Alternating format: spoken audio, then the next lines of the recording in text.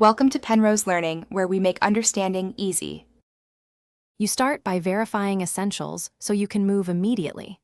Check that your device OS and free space match the app requirements, then enable Wi-Fi or Bluetooth as the app needs.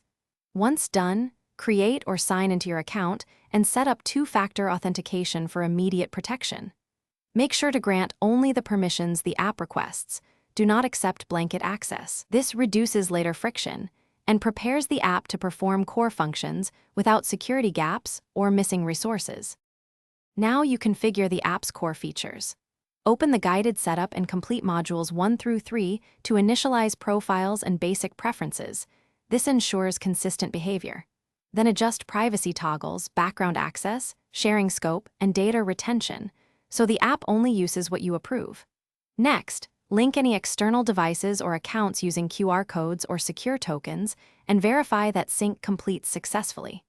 By doing these steps in order, you avoid mismatch settings and get a stable, private finish by validating the setup with a short functional test.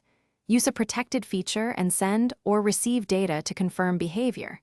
Then review permission history and logs to double-check no unintended access occurred and adjust or revoke permissions immediately. If something fails, first clear the app cache and re-authenticate. If the issue persists, uninstall and reinstall to reset corrupted components. One key troubleshooting tip: try re-authenticating before reinstalling, because most sync or credential errors. Thanks for watching. If this was helpful, leave a like and consider subscribing. See you next time.